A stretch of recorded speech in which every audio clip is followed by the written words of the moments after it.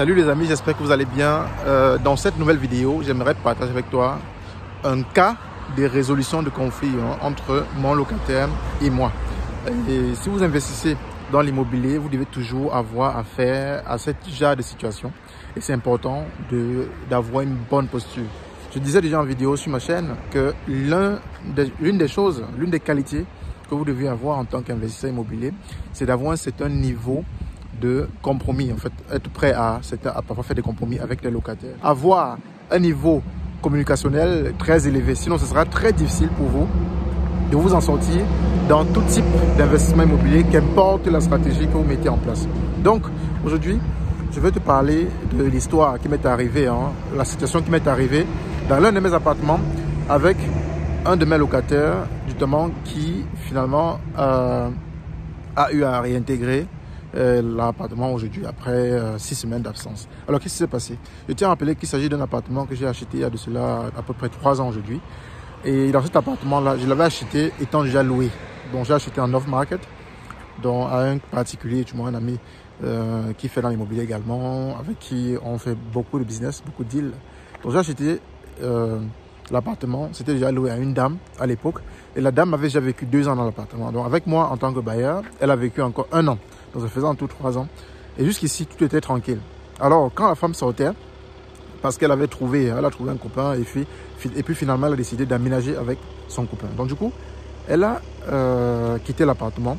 Et une fois qu'elle avait quitté l'appartement, elle m'a donc rappelé que derrière son armoire, donc l'armoire des habits, ce qu'on appelle Claddagh Trunk, il y avait des débuts de moisissure là-bas. Et donc je lui ai demandé à quoi c'était dû. Elle m'a dit en fait que bon voilà, dans l'appartement avant, il y avait eu un cas de fuite d'eau qui avait été réparé, certes. Apparemment, ça n'avait pas été bien fait parce qu'elle retrouve encore des traces de moisissure.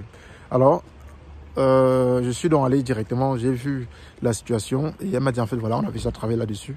Donc, ce que j'ai fait simplement, c'est de renouveler le papier peint qui était dessus et de repeindre quoi. J'ai également fait le sol parce que le sol était jusqu'ici en tapis. Alors, j'ai renouvelé le sol et j'ai mis ce qu'on appelle les laminates dessus. Donc, chose tranquille. Et puis, j'ai mis l'appartement à louer et j'ai eu des personnes qui étaient intéressées par rapport à l'appartement. Donc une femme qui sortait fraîchement d'un divorce qui a intégré l'appartement, mais sauf que 6 semaines après avoir aménagé, elle se plaint également qu'il y a des débuts de moisissure. Alors je me rends aussitôt dans cet appartement et je vois en fait qu'en réalité la moisissure ne fait que se remonter.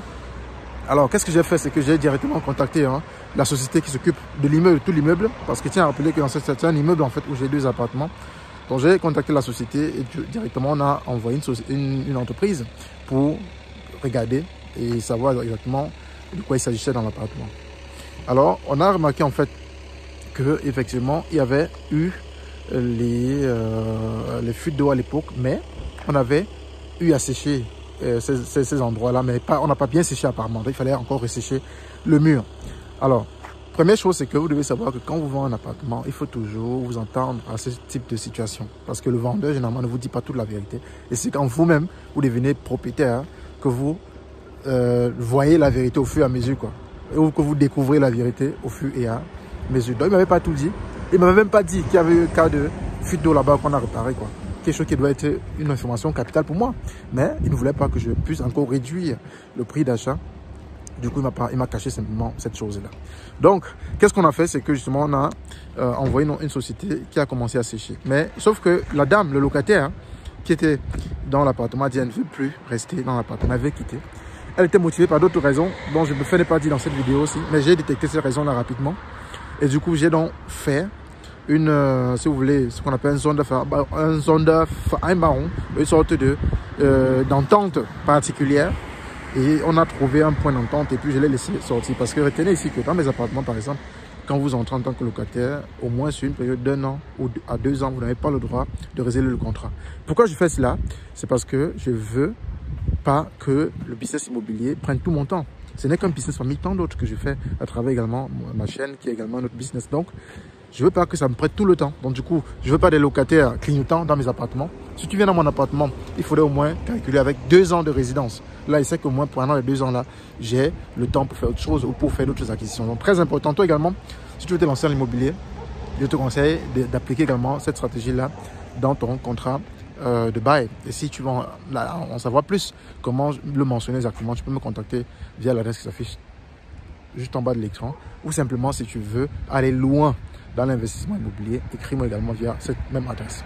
Alors, on s'est arrangé et la fille finalement sort, n'est-ce pas? Du coup, on sèche l'appartement tranquille et puis on renouvelle l'endroit où il y avait la moisissure, on met un nouveau papier peint, on refait le sol en fait, puisque ce qu'ils avaient fait, on a détruit, on a refait, puisqu'il fallait sécher également le sol.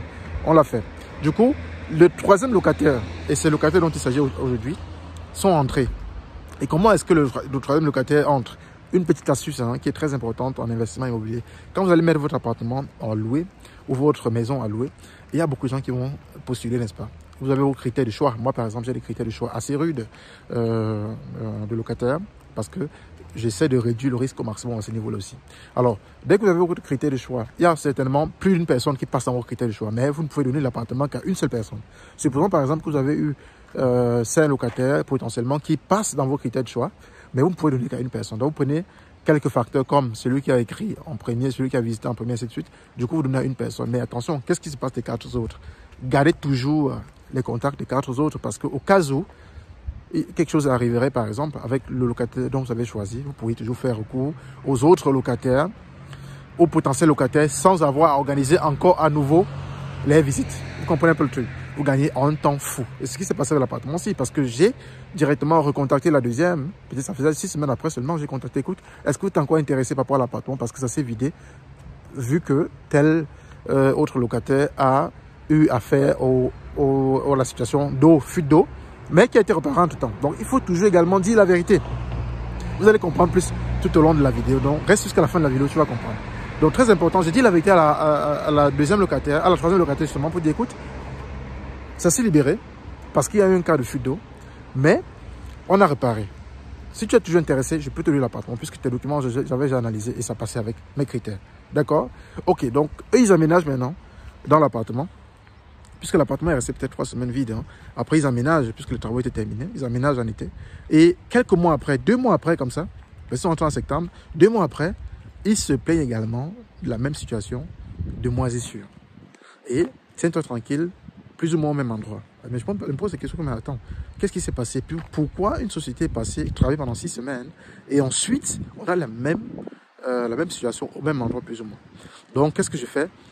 Puisque les locataires étaient déjà dans tous les états. Hein. Il y a d'ailleurs le mari de ces locataires-là qui a commencé un peu à m'écrire, à me parler sur un ton un peu bizarre, un peu irrespectueux. Je l'ai rappelé directement que, attention, je suis le bailleur ici, tu dois faire attention quand tu me parles. Et il faut faire cela. Parce que ne sais pas, dans votre coin, dites que non, voilà, vous êtes peut-être parce que vous êtes noir, ainsi de suite. Non, vous êtes un bailleur, vous êtes propriétaire, vous êtes patron, c'est votre appartement. C'est vous qui décidez quand il pleut, quand il neige. C'est clair dans vos droits, on est d'accord. Les locataires également ont le droit. Mais ne vous laissez pas dominer par quelqu'un. Si quelqu'un vous parle de façon déplacée, il faudrait directement la viser et être ferme dans cela. Et je tiens également à le dire parce que c'est très important. Vous voulez vous lancer dans un business immobilier, c'est pour ça que je conseille de se former. Parce que quand vous vous formez, vous connaissez exactement vos droits et du coup, vous savez exactement ce que vous pouvez faire et ce que vous ne devez pas faire. Très important. Donc, je l'ai rappelé rapidement à l'ordre et du coup, il a commencé à parler à un ton beaucoup plus acceptable avec moi. Donc, très important. Et du coup, qu'est-ce qu'ils voulaient eux? Quand les locataires ont des situations comme ça, je comprends, ils viennent d'aménager dans une maison, d'accord?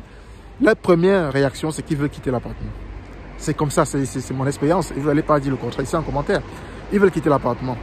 Donc, vu qu'ils avaient déjà habité 6 semaines, et quand tu es dans mon appartement, comme j'ai dit en début de vidéo, tu vas rester minimum 1 an et 2 ans. Donc, tu n'as même pas possibilité de sortir. Alors, si tu veux sortir avant, il va falloir que tu me payes peut-être les dédommagements qui peuvent être coûteux. Du moins, l'idée n'est pas d'entrer et sortir. Donc, du coup, cette option-là est déjà impossible. Vous voyez un peu. Là, les locataires se trouvent prêts à coopérer. Donc, du coup, on s'est arrangé. Puisqu'il fallait sécher. Cette fois-ci, c'est venu encore grave. Hein, parce qu'il fallait carrément sécher le salon et la chambre. Il s'agit ici d'un Timavonou. Donc, on a 2 pièces, un salon, une chambre, une cuisine, une douche. Et la cuisine est en même temps dans le salon, quoi. Un peu genre cuisine américaine. Très bel appartement. Donc, j'ai donc causé avec les locataires. J'ai dit, écoute, voilà ce qu'on va faire. Je vous propose de vivre dans l'appartement pour le mois de décembre 2021 jusqu'au 15. Et ensuite, vous pouvez quitter l'appartement le temps que les travaux soient faits dans l'appartement. Vous ne payez plus le loyer jusqu'à ce que les travaux soient terminés et puis vous revenez. C'était difficile, mais ils étaient d'accord. Et maintenant, ils m'ont dit, écoute, mais Franklin, comment on va faire maintenant pour aller? Où est-ce qu'on va aller? Ils avaient la possibilité, heureusement pour eux, qui pouvaient peut-être rester dans la maison de leurs parents qui habitent non loin de l'appartement pour du moins ce temps-là, le temps que les travaux de rénovation finissent. Alors, est-ce que dans ce cas de figure, moi en tant que bailleur, je dois m'occuper du logement de mes locataires? Non. Il faut comprendre l'immobilier. En tant que bailleur, vous avez l'obligation d'arranger votre bien que vous mettez en location. Si vous ne le faites pas, alors les locataires ont le droit de réduire le loyer à un certain pourcentage. Je tiens ici à rappeler que même si vous avez des cas de moisissure dans toutes les pièces de votre appartement, généralement, tout ce qui doit être réduit ne dépasse pas les 30%. Donc, généralement, on peut réduire le loyer jusqu'à 70%, généralement, quoi. Et j'ai rappelé cela aux locataires. Donc, du coup, comme ils doivent sortir de l'appartement, parce qu'il y aura des bruits qu'on va sécher, on sèche généralement pendant 3 semaines, voire plus, selon les dégâts. Et les machines qui sèchent là font beaucoup de bruit. Donc, du coup, vous ne pouvez pas vivre dans l'appartement à ce moment-là. Alors, maintenant, qu'est-ce qu'on a fait? C'est qu'ils doivent donc sortir. Ils sont donc sortis, du moins. Ils sont allés chez leurs parents. Ils ont vécu pendant à peu près 6 semaines.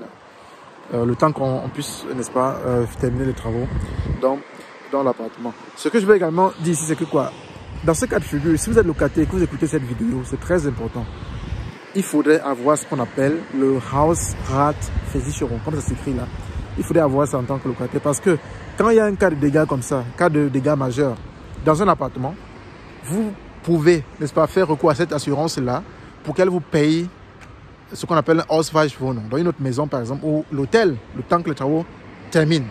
Même si le locataire, même si le bailleur du moins vous demande plus le loyer, il faudrait bien que vous habitez quelque part. Et si vous n'avez pas cette assurance-là, c'est votre problème. Soit vous restez dans l'appartement avec des bruits dus aux machines de séchage, ou simplement vous vous battez, quoi. Donc c'est très important d'avoir cela. Et toi, tu m'écoutes aujourd'hui, tu es locataire en Allemagne, tu n'as pas encore cette assurance-là, et tu aimerais la soustraire, écris-nous également via l'adresse email qui s'affiche en bas, contact@reussiteenallemagne.com. On va t'aider à obtenir cette assurance-là. Première chose. Également pour les bailleurs qui louent les appartements meublés. Je vous conseille également de soustraire cette assurance-là et ensuite faire entrer les frais d'assurance-là dans votre Nebenkosten. Donc, faire le locataire payer cela. C'est légal et c'est important.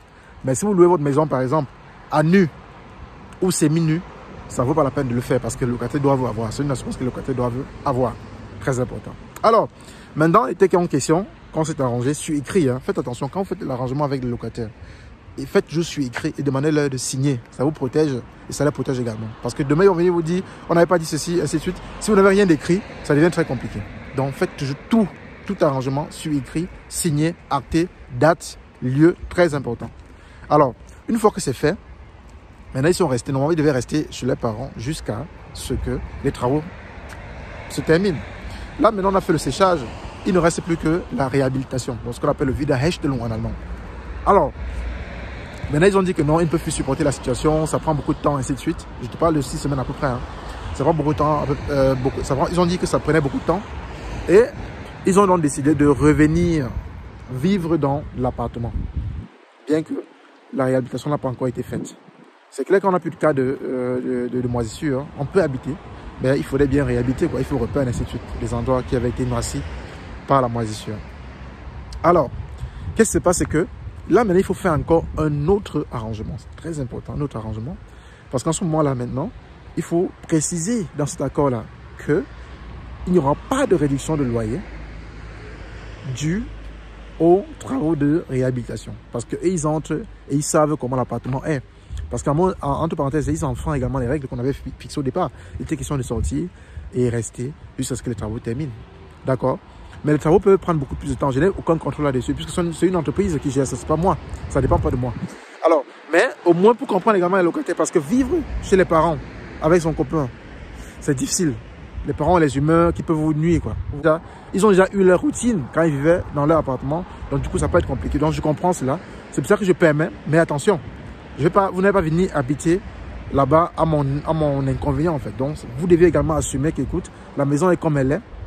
L'entreprise qui va s'occuper de la réhabilitation est déjà en train de le faire, hein, mais ça peut prendre le temps. Mais je ne veux pas qu'on m'appelle pour me dire, écoute Franklin, on veut réduire le loyer parce que la maison n'est pas à 100% utilisable. Non, moi je m'en fous carrément de cela. à partir du moment où on a fait cet accord-là et qu'on a signé les deux parties. Donc, je l'ai fait et on a fait signer les deux parties. Très important. Et maintenant, pour finir sur la vidéo, quand vous avez des potentiels conflits avec les locataires, il faut toujours discuter, causer toujours avec vos locataires. Et c'est ça le plus gros problème. N'ignorez pas les requêtes faites par vos locataires. N'oubliez surtout pas, je vous ai toujours dit, si le locataire est à l'aise, ils vont payer votre loyer sans déranger. Et s'ils paient vos loyers sans déranger, vous allez rembourser vos crédits également sans problème. Et si vous remboursez vos crédits sans problème, vous gagnez la confiance sur le banquier. Et si vous gagnez la confiance sur le banquier, du coup, le banquier est toujours prêt à vous donner plus d'argent. Et si le banquier est prêt à vous donner plus d'argent, ça veut dire que vous serez donc capable d'acheter encore plus de biens immobiliers.